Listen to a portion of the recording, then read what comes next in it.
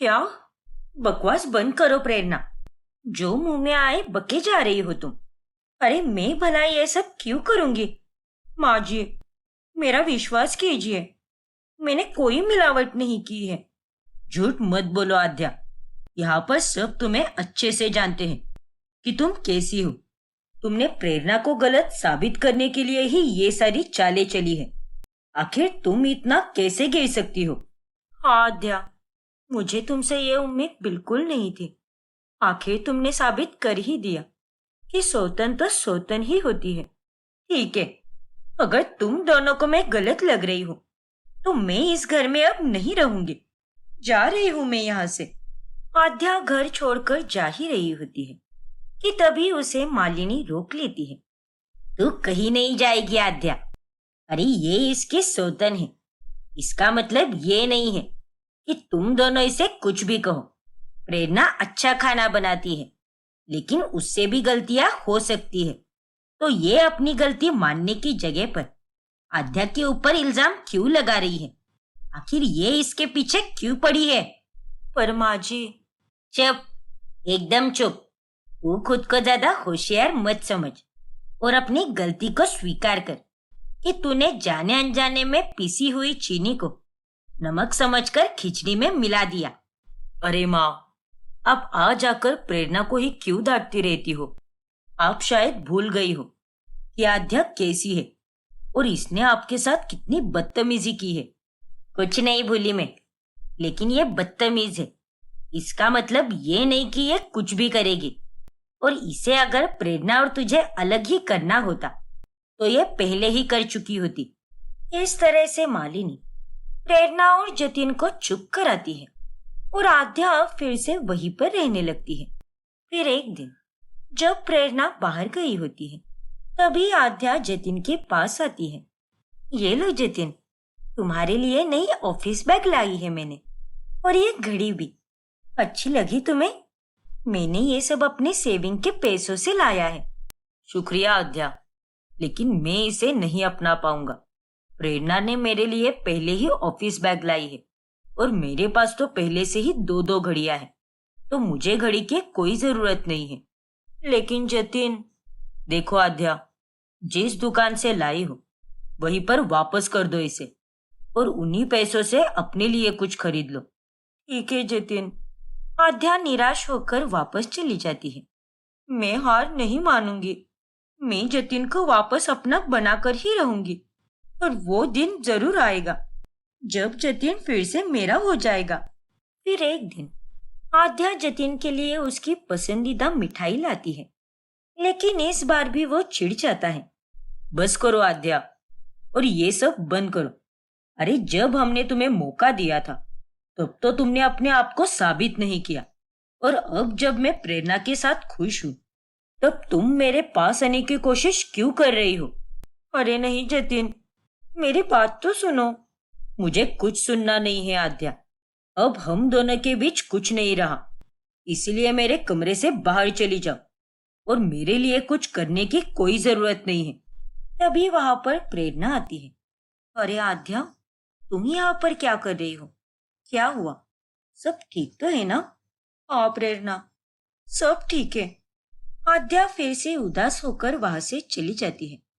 फिर एक दिन जब आद्या और प्रेरणा दोनों रसोई में होती है, तभी अचानक से सिलेंडर लीक होने के कारण पूरे रसोई में आग लग जाती है। हाँ, बचाओ जतिन, माँ जी, जतिन, बचाओ। उन दोनों की आवाज सुनकर जतिन भागते हुए वहां पर पहुंच जाता है। प्रेरणा, आद्या। फिर जतिन बिना कुछ सोचे समझे अपनी जान हथेली पर रखते हुए आग में कूद पड़ता है, और वो पहले प्रेरणा को और उसके बाद में आद्या को बचाता है। और कुछ ही देर बाद वहां पर फायर ब्रिगेड टीम आती है और वो सारी आग बुझाकर चली जाती है। अच्छा हुआ जो जल्दी से फायर ब्रिगेड वाले लोग भी आए और उन्होंने आग बुझा दी, वरना अगर आग फैल जाती तो पूरा घर भी जल जाता। आद्या, प्रेरणा, तुम दोनों ठीक तो हो ना?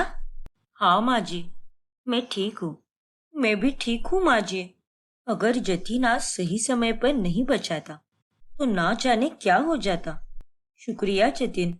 हाँ जतिन, तुम्हारा बहुत शुक्रिया। अरे कोई बात नहीं, लेकिन आइंदा से थोड़ा ध्यान रखा करो। वो तो भगवान का लाख लाख शुक्र है कि तुम दोनों सही सलामत हो और तुम दोनों को कोई चोट भी नहीं आई है। फिर उस हादसे के बाद से जतिन प्रेरणा का बहुत अच्छे से ख्याल रखता है, लेकिन आद्या अपने कमरे में अकेली ही रहती है। जतिन पूरी तरह प्रेरणा का ही हो चुका है। उसने आग लगने के बाद भी सबसे पहले प्रेरणा को ही बचाया और मुझे बाद में बचाया। फिर अगले दिन आद्या को देखने के लिए उसकी माँ आती है। आद्या बेटी, तुझे अब ज्यादा तकलीफ तो नहीं हो रही ना? ऐसे कैसे अचानक से आग लग गई? पता नहीं माँ, शायद सिलेंडर लीक होने के कारण आग लग गई और अब मैं ठीक हूँ माँ। आप चिंता मत कीजिए। चलो अच्छा है, लेकिन प्रेरणा कैसी है? उसे तो कुछ हुआ नहीं ना? नहीं माँ, हम दोनों ठीक है। जतिन ने आकर हम दोनों को बचा लिया, लेकिन उसने सबसे पहले प्रेरणा को बचाया और उसके बाद मुझे बचाया। हाँ तो उसमें क्या हुआ बेटी? उसने चाहे पहले बचाया हो या बाद में, लेकिन जरूरी बात तो ये है कि उसने तुम्हें भी बचाया। वो तुझे वहां आग में जलने के लिए नहीं छोड़ गया। लेकिन फिर भी माँ, जतिन अब मुझसे ठीक से बात भी नहीं करता है। मैंने उससे बात करने की कई बार कोशिश की, उसके करीब जाने की कोशिश की, लेकिन उसने मुझे उससे दूर रहने के लिए कह दिया। मुझे तो कुछ समझ में ही नहीं आ रहा माँ कि अब मैं क्या करूं। देख बेटी, अब तू चाहे कुछ भी कर ले, लेकिन जतिन तेरे पास फिर से पति बनकर नहीं लौटने वाला, क्योंकि उसने प्रेरणा को ही अपनी पत्नी मान लिया है। उससे वो प्यार की आशा रखते रखते थक गया है, जिसके बाद उसे प्रेरणा से प्यार हो गया। और अब अगर तुम दोनों में कोई रिश्ता बन सकता है तो वो केवल दोस्ती का ही बन सकता है। क्या? हाँ बेटा, तुझे भी अच्छी तरह पता है कि तूने कितनी गलतियां की है, और अब उसके बाद भी तू जतिन से ये सारी उम्मीदें कैसे रख सकती है? तुझे इस बात को भूल जाना होगा और अब तुझे नए सिरे से शुरुआत करनी होगी। शायद आप सही कह रही हो माँ। प्रेरणा और जतिन दोनों एक दूसरे से बहुत प्यार करते हैं और अब मैं उन दोनों के बीच में नहीं आऊंगी, बल्कि जो जो गलतियां मैंने की है उन्हें ठीक करने की कोशिश करूंगी।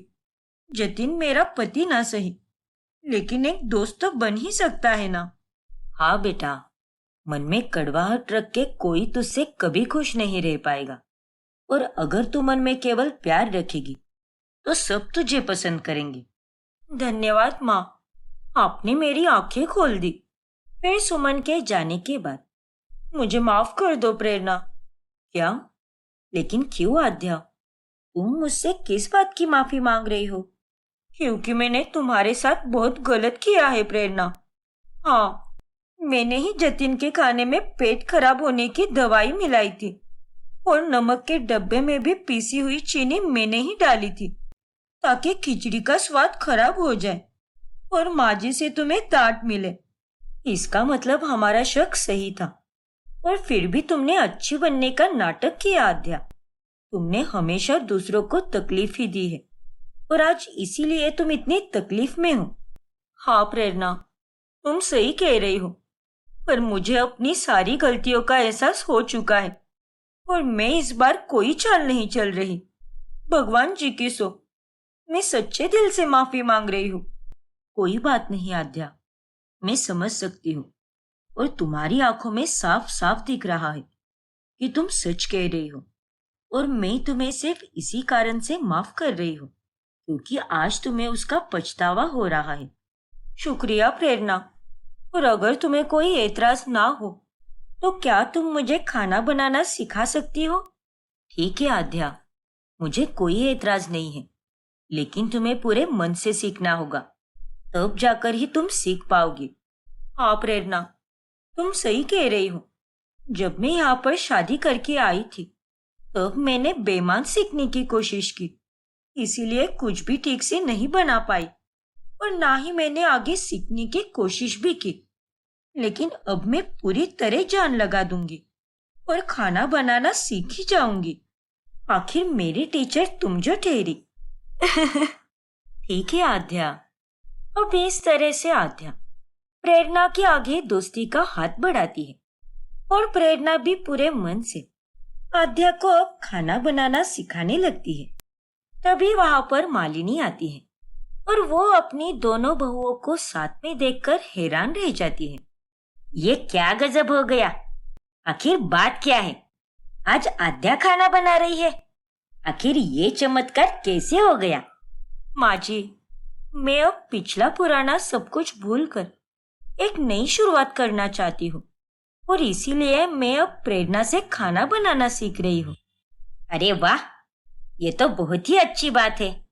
लेकिन प्रेरणा बहू, जरा बच के, हाँ, कहीं इसे खाना बनाना सिखाते सिखाते तो खुद ही खाना बनाना ना भूल जाए।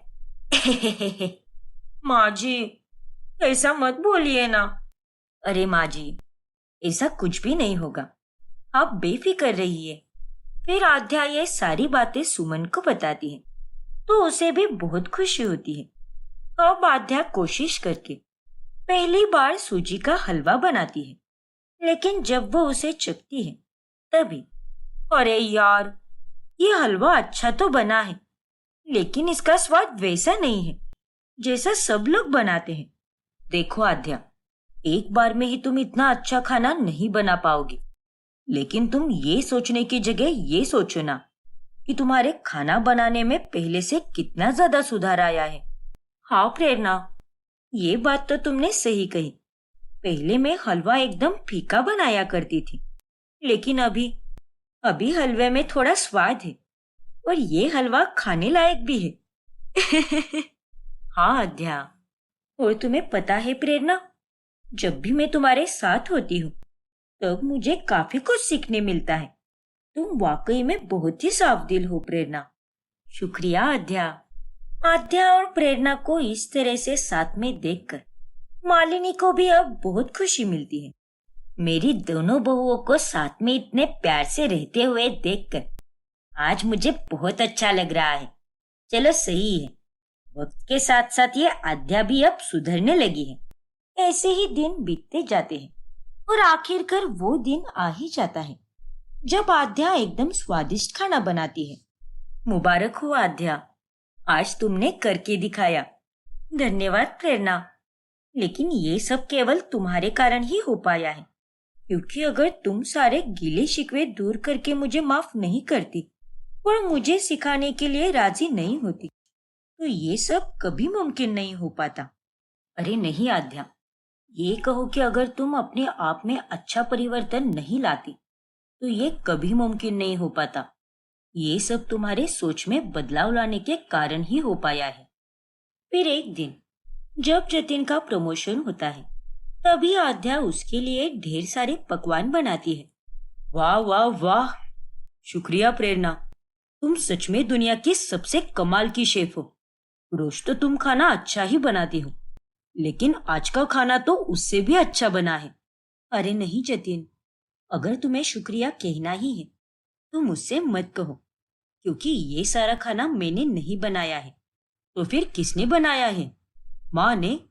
अरे नहीं बेटा, ये खाना मैंने भी नहीं बनाया है, बल्कि इसे तो तेरी पहली बीवी आद्या ने बनाया है। क्या? हाँ जतिन, आज का सारा खाना मैंने बनाया है। हाँ जतिन, आद्या को मैंने बहुत दिनों पहले ही खाना बनाना सिखाना शुरू कर दिया था। इसने मुझसे और माँ जी से कहा था कि हम दोनों तुम्हें यह बात ना बताए, क्योंकि इसे तुम्हें सीधे अपने हाथ का बना हुआ खाना ही खिलाना था। हाँ बेटा, ये बेचारी आज पूरे 4 घंटों तक खड़ी रही रसोई में और सारा खाना इसने खुद ने ही बनाया है। हम दोनों में से इसने किसी की भी मदद नहीं ली। अरे वाह आद्या, तुमने तो आज कमाल ही कर दिया।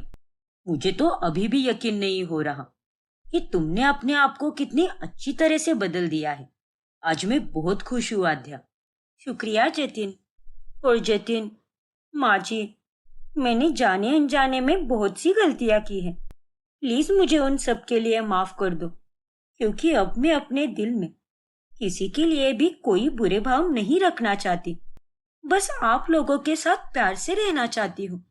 फिर जतिन और मालिनी भी आद्या को माफ कर देती है, जिसके बाद जतिन अब अपनी दोनों बीवियों को बराबर से प्यार करता है और इस तरह पूरा परिवार एक साथ खुशी से रहने लगता है। पता नहीं मेरी लज्जो कहाँ चली गई माँ। मैंने हर जगह ढूंढा उसे, लेकिन वो मुझे कहीं नहीं मिली। अब मैं उसके सिवा कैसे रहूंगा माँ? अपने आप को संभाल मोहित बेटा। लज्जो घर पर ही थी, लेकिन पता नहीं अचानक से कहां पर गायब हो गई। अच्छा हुआ जो बला टल गई। वैसे भी उस किन्नर के होने के कारण हमारी जिंदगी में बहुत टेंशन बढ़ गई थी, और नाम की बदनामी वो अलग। चुप रहे सोनल। कुछ अच्छा बोल नहीं सकती तो कम से कम बुरा भी मत बोल। आइंदा से अगर तूने लज्जो के बारे में कुछ भी बोला तो मैं भूल जाऊंगा कि तू मेरी बहन है।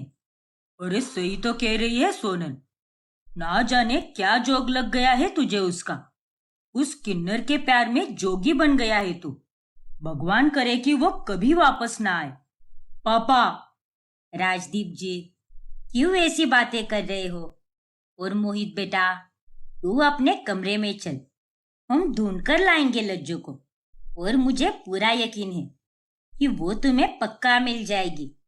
मोहित पुलिस कंप्लेंट भी करता है, लेकिन वो लज्जो तक पहुंच ही नहीं पाता। लज्जो के बिना उसकी जिंदगी में अब कुछ भी नहीं रहता।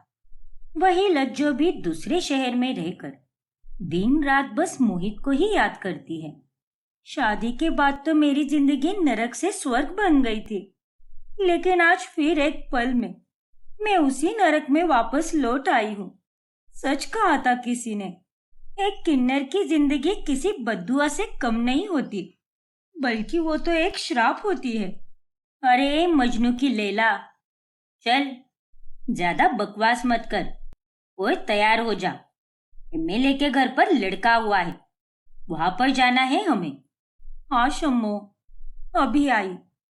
काश मेरे पास मोहित जी का फोन नंबर होता तो मैं उनसे बात कर लेती।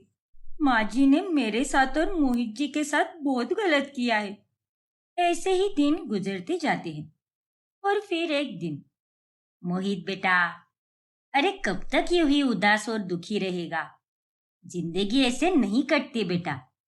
लज्जत तुझे और बाकी लोगों को छोड़कर जा चुकी है, और उसका कोई अता पता भी नहीं चल रहा। इसीलिए मुझे लगता है कि तुझे अब अपनी जिंदगी में आगे बढ़ना चाहिए। हाँ भैया, मुझे लज्जो के बारे में कुछ नहीं कहना, लेकिन आपको हम लोग इस हालात में नहीं देख सकते। आपको अपनी लाइफ में आगे बढ़ना ही होगा। अरे कब तक इंतजार करोगे उसका? और नहीं तो क्या, अरे उसे भूलकर अब किसी दूसरी लड़की से शादी कर ले, उसी में तेरी भलाई है। यूं अकेले रहकर तू अपने आप को क्यों बर्बाद कर रहा है? नहीं पापा, मुझे किसी और से शादी नहीं करनी। मैं अपनी लज्जो का इंतजार करता रहूंगा, मरते दम तक करता रहूंगा। इतना बोलकर मोहित वहां से उठकर चला जाता है, और मोहित की बातें सुनकर वो तीनों उस पर बहुत गुस्सा हो जाते हैं। माँ, आप चाहे कितने भी पैंतरे क्यों ना आजमा लो, लेकिन उस किन्नर के प्यार का भूत भैया के सर से नहीं उतरने वाला, ये बात तो तय है। हाँ विभा, हमारा लड़का पागल हो चुका है। अब इसका कुछ नहीं हो सकता। अब हम चाहकर भी कुछ नहीं कर सकते। विभा बहुत परेशान हो जाती है। वही लज्जो के लिए उस नए शहर के किन्नरों की बस्ती में रहना दिन ब दिन मुश्किल होते जाता है। शम्मो, अम्मा से कहो ना कि मुझे कुछ पैसे दे दे, मुझे डॉक्टर के पास जाना है। मेरे कान में बहुत दर्द हो रहा है। नहीं नहीं, अम्मा सिर्फ सभी किन्नरों से पैसे लेती है, लेकिन उन्हें कुछ भी नहीं लौटाती। और कान का दर्द है तो नारियल का तेल डालकर सो जा। डॉक्टर के पास तेरे को काय को जाना है? और शम्मो, चुप, एकदम चुप, और चल दफा हो यहाँ से। कल तुझे उठकर सबका नाश्ता भी बनाना है। और हाँ, त्योहार आ रहा है, इसीलिए अम्मा ने कहा है कि सफाई का पूरा जिम्मा तुझ पर रहेगा, समझी कि नहीं? ठीक है शम्मो, चलेगा, जैसा अम्मा कहे। लज्जो से वहां का अत्याचार सहा नहीं जाता और वो अब वहां से भागने का तय करती है। और एक रात, अरे ओ लज्जो, कहाँ मर गई? सबके लिए खीर बनी कि नहीं? हाँ हाँ शम्मो, अभी लाती हूँ। लज्जो सबके लिए बनाई गई खीर में गहरी नींद की दवाई मिला देती है। मुझे माफ करना भगवान जी, लेकिन यहाँ से भागने के लिए मुझे ये तो करना ही होगा, क्योंकि मैं अब यहाँ पर और नहीं रह सकती। फिर उस खीर को खाकर सभी किन्नर गहरी नींद में सो जाती है और उसका फायदा उठाकर लज्जो रातों रात वहां से भागकर सीधे अपने पति मोहित के घर चली जाती है। और सुबह सवेरे जब मोहित लज्जो को दरवाजे पर देखता है, तभी लज्जो, ओ गॉड, ये फिर से कैसी आ गई यार? बहू, बहू तो लज्जो, तुम्हें बताना होगा, कहाँ थी आप इतने दिन और क्या हुआ था ऐसा जो आप यहाँ से चली गई? मोहित जी, मेरे लापता होने के पीछे माँ जी का ही हाथ था। इनके कारण ही मैं आपसे दूर चली गई मोहित जी। क्या? ये तुम क्या कह रही हो लज्जो? फिर लज्जो मोहित को सारी सच्चाई बताती है, जिसे सुनकर मोहित एकदम चौंक जाता है।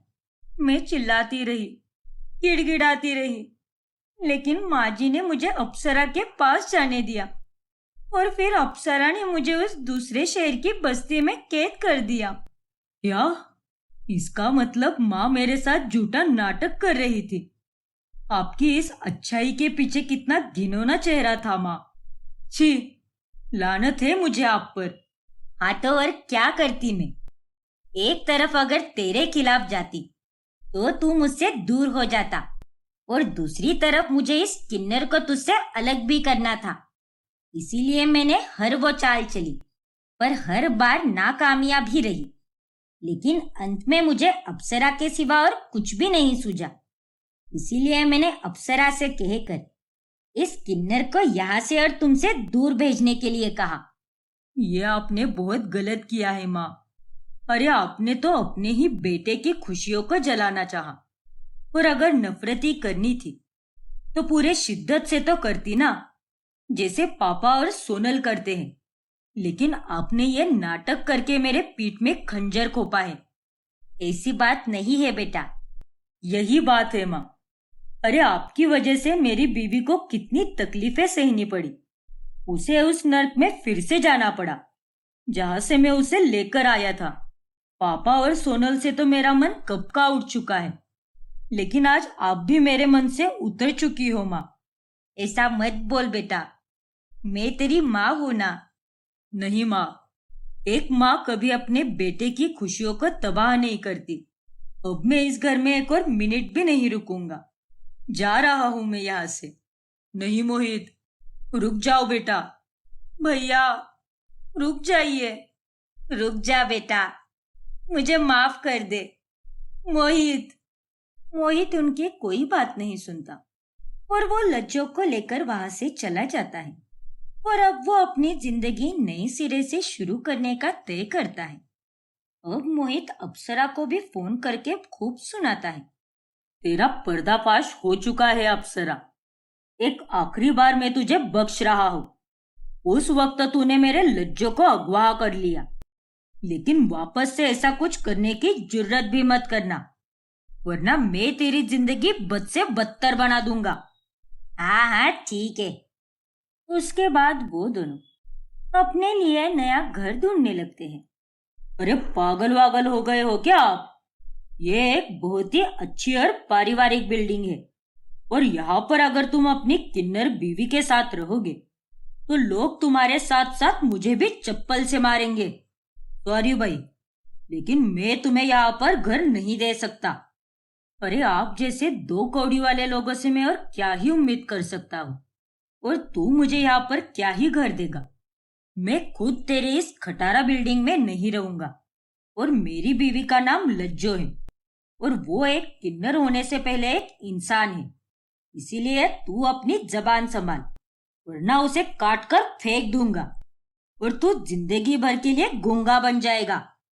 लज्जो और मोहित कई सारी जगहों पर जाकर उनके लिए घर ढूंढते हैं, लेकिन उन्हें कहीं भी घर नहीं मिलता। कोई भी उन्हें रहने के लिए जगह ही नहीं देता। किस्मत भी हमारी कितनी परीक्षा ले रही है। हमें और कितनी बगावत करनी होगी एक होने के लिए। लज्जो, सच्चा प्यार तो वही होता है जो पूरी दुनिया से लड़कर मुकम्मल हो।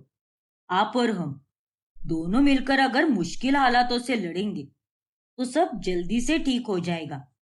फिर एक दिन जब मोहित फिर से घर ढूंढ रहा होता है, तभी उसे उसका बचपन का दोस्त पुलकित मिलता है और वो उसे भी सारी बातें बताता है। और दोस्त होने के कारण वो लज्जो और मोहित के रिश्ते को स्वीकारता है। बधाई हो मोहित, तेरी सोच पर मुझे बहुत गर्व है। अरे तूने एक किन्नर से प्यार करके प्यार के मायने ही बदल दिए हैं।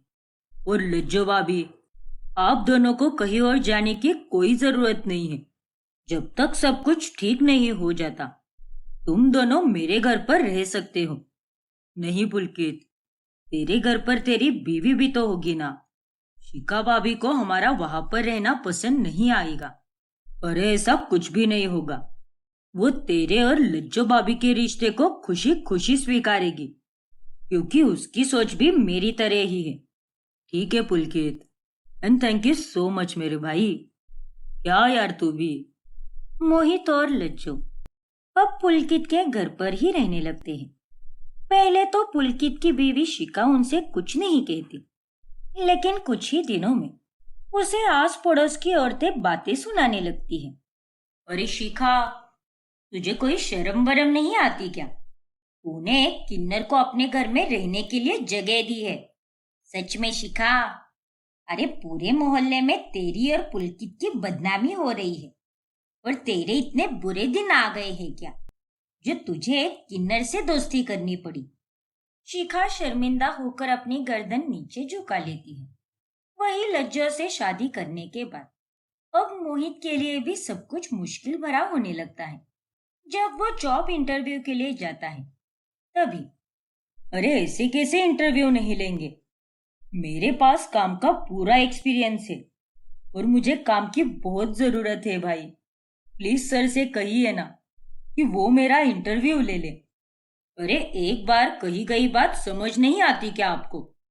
चल निकल जा यहाँ से। अरे जिस आदमी की बीवी किन्नर हो उस आदमी के लिए इस कंपनी में कोई जगह नहीं है।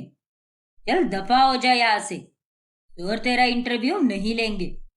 मोहित जब अपने दोस्तों के पास जाता है तब वो भी उससे दूर भागने लगते हैं और अब एक किन्नर से शादी करने के कारण उसकी लाइफ में हर मोड़ पर संकट ही आता है।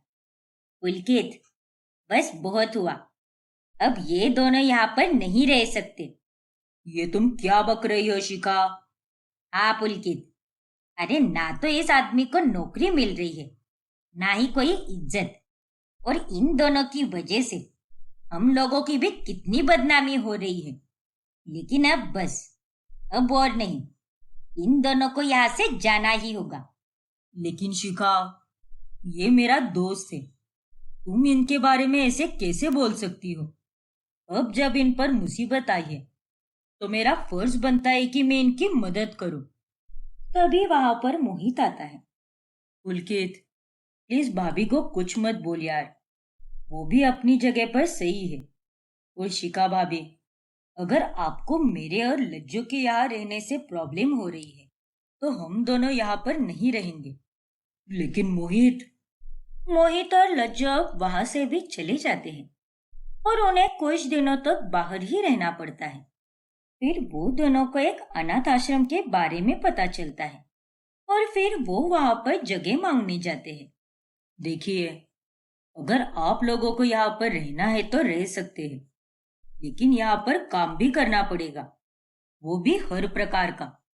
क्या तुम दोनों को ये मंजूर है? हाँ हाँ बिल्कुल, हम दोनों बच्चों की सेवा के लिए कुछ भी करने के लिए तैयार हैं। हाँ भाई साहब, हम कोई भी काम करेंगे। इस तरह से वो दोनों अब उसी आश्रम में बच्चों के साथ अपनी जिंदगी बिताते हैं। ऐसे ही एक दिन सोनल बाहर से उन दोनों को देख लेती है और घर जाकर अपने माता पिता को बताती है। जो भी हुआ बहुत बुरा हुआ। राजदीप जी, मुझे मेरे बेटे की याद सता रही है। वह लज्जो इतनी भी बुरी नहीं थी। उसने हमारा अच्छा ही चाहा, लेकिन हमने उसके साथ बहुत गलत किया और उसे घर से निकालते निकालते हमारा बेटा भी हमसे अलग हो गया। तुम सही कह रहे हो विभा। मुझे भी उन दोनों की कमी बहुत महसूस होती है। हाँ पापा, पर मुझे ये लगता है कि हमें उनके पास जाकर उनसे माफी मांगनी चाहिए और उन्हें यहाँ पर फिर से लाना चाहिए। अगर भैया की खुशी लज्जो में ही है तो वही सही, हम उसे भी अपना लेंगे। फिर तीनों आश्रम में जाकर उन दोनों से तहे दिल से माफी मांगते हैं। आप तीनों को देखकर मुझे बहुत अच्छा लगा, लेकिन अब मैं आपके साथ नहीं आ सकता क्योंकि आप लोगों ने हमारे साथ बहुत गलत किया है। इसीलिए हम दोनों ने ये तय किया है कि हम हमारी जिंदगी इसी आश्रम में बिताएंगे। क्योंकि आज हमारे पास जो कुछ भी है ये आश्रम और यहाँ के बच्चे ही है। और मैं माँ तो नहीं बन सकती, पर यहाँ के बच्चे सभी मेरे बच्चे हैं। और माँ, मैं आप लोगों से रिश्ता नहीं तोड़ रहा, लेकिन मैं आपके पास वापस नहीं आ सकता। इसीलिए आप लोग भी हमें भूलकर अपनी जिंदगी में आगे बढ़ जाइए। लेकिन मोहित बेटा। नहीं माँ, अब ये आश्रम और ये बच्चे, यही मेरी जिंदगी है। फिर उन तीनों को वहां से जाना ही पड़ता है और अब मोहित और लज्जो पूरी जिंदगी उस आश्रम में ही बिताते हैं और खुशी खुशी से साथ रहते हैं। आंचल अपने पति कुंदन, सास सुमित्रा और ससुर वसंतीलाल के साथ रहती है। उसके माता पिता बहुत गरीब होते हैं और एक दिन अचानक से उसके पिताजी का देहांत हो जाता है, जिसके बाद उसकी माँ रमा अकेली पड़ जाती है। तभी कुंदन रमा को अपने साथ घर पर चलने के लिए कहता है। अरे नहीं नहीं दामाद जी, मैं अपनी ही बेटी के ससुराल में कैसे रहने आ सकती हूँ? ये सही नहीं होगा। अरे माँ जी, आप ये कैसी बातें कर रही हो? और आपसे किसने कहा कि एक माँ अपनी बेटी के ससुराल में जाकर नहीं रह सकती? ये तो बस इस बेवकूफ समाज की बेवकूफ वाली सोच है। मुझे कुछ नहीं पता। आप मेरे साथ चलने वाली हो। हाँ माँ, कुंदन बिल्कुल सही कह रहा है। आप यहाँ पर अकेले कैसे रह सकती हो? और पापा के बगैर तो आपको कितना अकेलापन महसूस होगा। आप मेरे साथ मेरे ससुराल रहने चलिए। बच्चों की जिद के कारण रमा को आंचल के ससुराल रहने जाना ही पड़ता है। अपनी समधन को देखकर सुमित्रा और वसंतीलाल के चेहरे पर 12 बज जाते हैं, लेकिन वो अपने बेटे के कारण कुछ बोलकर नहीं दिखाते। माँ जी, ये साड़ियाँ मैंने आप दोनों के लिए लाई है। आप दोनों पर ये साड़ियाँ बहुत जचेगी। ये लो माँ, ये आपकी साड़ी, और माँ जी ये आपकी साड़ी। अरे वाह कुंदन बेटा, धन्यवाद। तूने तो बहुत ही सुंदर साड़ियाँ लाई है। हाँ दामाद जी, आपका बहुत बहुत धन्यवाद। माँ जी, आप दोनों इन साड़ियों में बहुत सुंदर लगोगी और ये कलर आप दोनों पर बहुत जचेंगे। और ऐसे ही एक दिन जब रमा को वो साड़ी पहनने की इच्छा होती है तो वो साड़ी अलमारी में ढूंढने लगती है, लेकिन वो साड़ी उसे कहीं पर भी नहीं मिलती। अरे आंचल बिटिया, तूने वो साड़ी कहीं देखी क्या जो मुझे दामाद जी ने दी थी? मेरी अलमारी में कहीं भी नहीं दिख रही वो। नहीं तो माँ, मुझे नहीं पता वो साड़ी के बारे में। अरे वही कहीं पर होगी, अब फिर से देखिए। वो साड़ी मैंने मेरी बहन यानी आंचल बहू की मौसी सास को दी है। वो उसे किसी प्रकाशन में पहनकर जानी थी ना, इसीलिए। क्या? लेकिन माँ जी, वो साड़ी तो कुंदन ने माँ को दी थी, फिर आपने उसे मौसी जी को क्यों दे दी?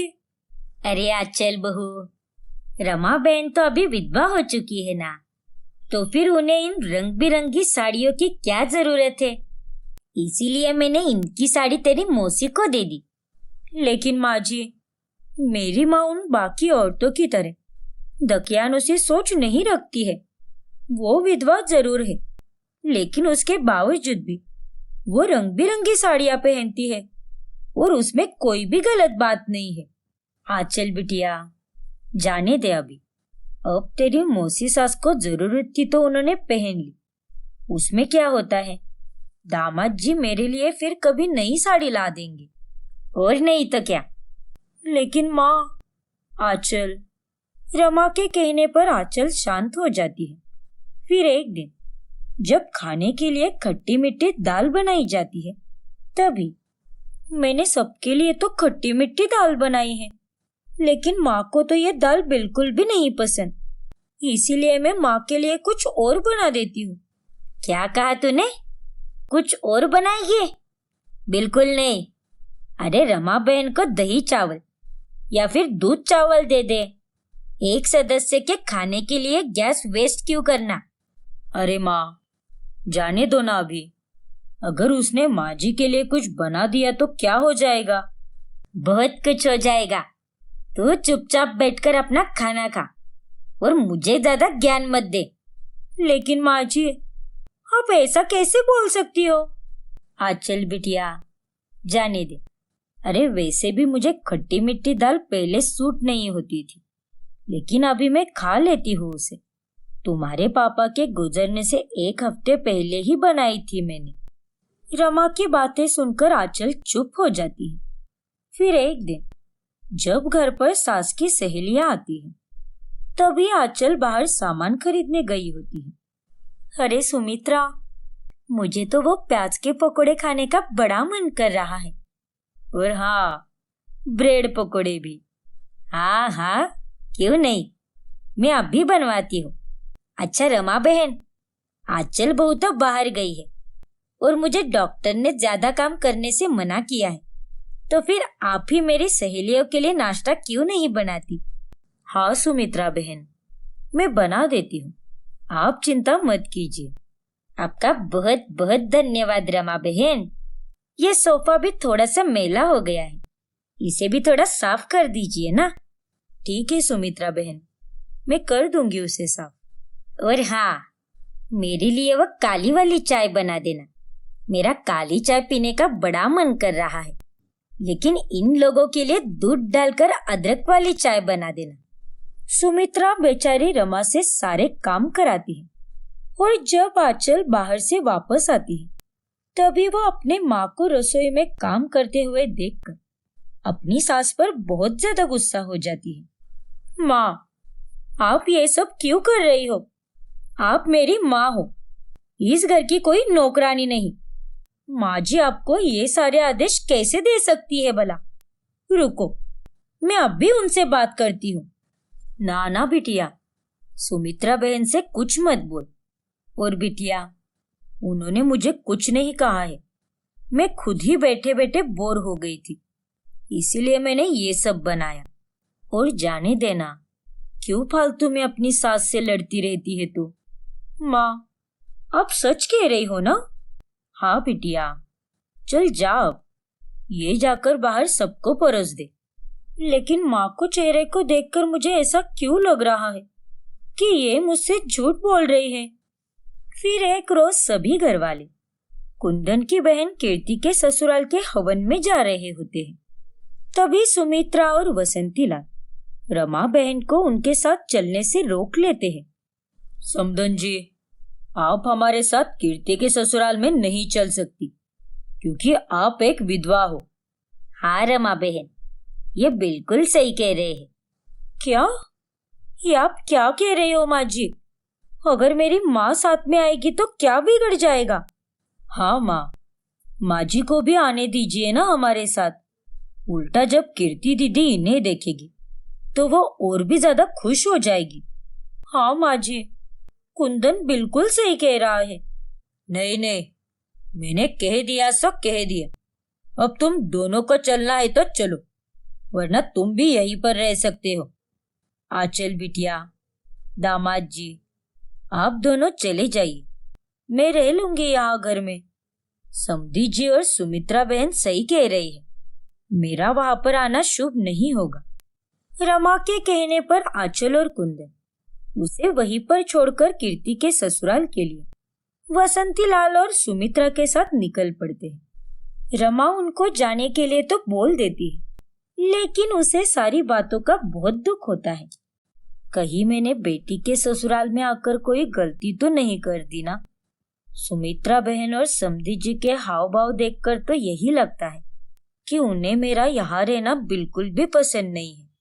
दामाद जी और आंचल बिटिया की जिद के चलते मैं यहाँ पर तो आ गई, लेकिन अगर मेरे यहाँ रहने से समधी जी और सुमित्रा बहन को तकलीफ है तो मुझे जल्द से जल्द यहाँ से जाना चाहिए। यही सही रहेगा। मैं जल्द ही दामाद जी और आंचल बिटिया से इस बारे में बात करूंगी। फिर एक रोज घर में सुमित्रा को ब्राह्मणों को भोजन खिलाना होता है, लेकिन उसी वक्त आंचल की तबीयत बहुत खराब हो जाती है। हे भगवान, अब बहू तो बैठ गई पलंग पकड़कर, और ब्राह्मणों को खाना बाहर से खिलाना भी सही नहीं होगा, घर में ही बनाना होगा। कैसे कर पाऊंगी मैं इतना सारा काम? रमा बहन, आप कर लोगी क्या? क्या? हाँ हाँ, क्यों नहीं। रमा बहन, आप ही बना दीजिए खाना, बहुत सारे पकवान बनाने हैं। जब हम आंचल को देखने आए थे तभी आपके हाथ का खाना बहुत ही स्वादिष्ट बना था। आप ही बना दीजिए ब्राह्मणों के लिए खाना। ठीक है समधी जी, जैसा आप कहो। फिर रमा ब्राह्मणों के लिए खाना बनाने लगती है, और तभी अचानक से आंचल वहां पर आ जाती है और अपनी माँ को इतना सारा काम करते हुए देखकर उसके सब्र का बांध अब टूट जाता है। माँ, ये आप क्या कर रही हो? आप ये सारे काम नहीं करेंगी, चलिए यहाँ से बाहर। अरे लेकिन आंचल बिटिया, तू इतना गुस्सा क्यों हो रही है? मेरी बात तो सुन ले। मुझे कुछ भी नहीं सुनना है माँ। और माँ, आपने ही मुझे बचपन से सिखाया है ना कि गलत के खिलाफ हमें आवाज उठानी चाहिए, तो फिर आप अपने साथ ये सब होने कैसे दे सकती हो? और माँ जी, पापा जी, आप दोनों से मुझे ये उम्मीद बिल्कुल नहीं थी। ये सब तो क्या कह रही है आंचल बहू? और नहीं तो क्या, जबान संभाल कर बात करो। हम तुम्हारे सास ससुर हैं, समझी ना? नहीं, बहुत कर लिया आप लोगों का सम्मान, लेकिन अब पानी सर के ऊपर जा चुका है। जब से माँ यहाँ पर रहने आई है तब से आप दोनों उसके साथ बुरी तरह से पेश आ रहे हो। छोटी छोटी बातों पर टोकना, कभी माँ की साड़ी ले लेना तो कभी उसे ताने देना। अरे आप तो उनसे नौकरानियों की तरह काम करवाते हो। अरे नहीं आंचल बहू, ऐसा कुछ भी नहीं है। ऐसा ही है माँ जी, क्योंकि मैं अच्छी तरह से जानती हूँ। अरे जब उस दिन कीर्ति दीदी के ससुराल जाना था तब आप दोनों को बराबर से याद था कि मेरी माँ एक विधवा है और वो वहां हवन में नहीं जा सकती। लेकिन आज जब उससे काम करवाने की बारी आई, और वो भी ब्राह्मणों का खाना, तब आप दोनों ये भूल गए कि मेरी माँ एक विधवा है। वाह, आप दोनों के दोगलेपन की जितनी तारीफ करूं उतनी कम है माँ जी, पापा जी। बस बहू, तुम कुछ ज्यादा ही बोल रही हो। नहीं पापा, आज आप कुछ नहीं कहेंगे, क्योंकि आंचल बिल्कुल सही कह रही है। अरे जब एक लड़की अपने परिवार को छोड़कर, अपने माता पिता को छोड़कर अपने ससुराल आ सकती है और यहाँ पर आकर अपने सास ससुर की इतनी सेवा कर सकती है, तो क्या उसके ससुराल वाले बहू के माता पिता के साथ अच्छे से व्यवहार नहीं कर सकते क्या? लोग ऐसा भेदभाव क्यों करते हैं? बताओ माँ पापा, आप दोनों ने माँ जी के साथ ऐसा व्यवहार क्यों किया? रहने दो कुंदन, इन्हें जो करना था इन्होंने कर लिया, अब इनसे सवाल करने की कोई जरूरत नहीं है। लेकिन अब मैं और मेरी माँ यहाँ पर बिल्कुल नहीं रहेंगे। चलो माँ। ठीक है आंचल, अगर तुम दोनों यहाँ पर नहीं रहोगी तो मैं भी यहाँ पर नहीं रहूंगा। मैं भी चलूंगा तुम्हारे साथ। माँ पापा, आप दोनों ने माँ जी को ठेस पहुंचाकर मेरा भी दिल दुखाया है। और आप दोनों चिंता मत कीजिए, मैं आप दोनों को संभाल लूंगा, लेकिन आज के बाद मैं आपके साथ बिल्कुल नहीं रहूंगा। नहीं कुंदन बेटा, आंचल बहू, ऐसा मत करो, माफ कर दो हमें। हाँ बेटा, आंचल बहू, हमें माफ कर दो, हमसे गलती हो गई बेटा। रमा बहन, आप तो कुछ कहिए, माफ कर दीजिए हम दोनों को। आंचल बेटी, अब तेरे सास ससुर माफी तो मांग रहे हैं ना, तो माफ कर दे उन्हें। दामाद जी, आप भी इन दोनों को माफ कर दीजिए, आखिर ये आपके माता पिता हैं और गलती तो सबसे हो जाती है। रमा के समझाने पर कुंदन और आंचल अपने सास ससुर को माफ कर देते हैं और अंत में सभी एक साथ खुशी से रहने लगते हैं और सुमित्रा और वसंती लाल भी रमा बहन के साथ अच्छे से पेश आते हैं।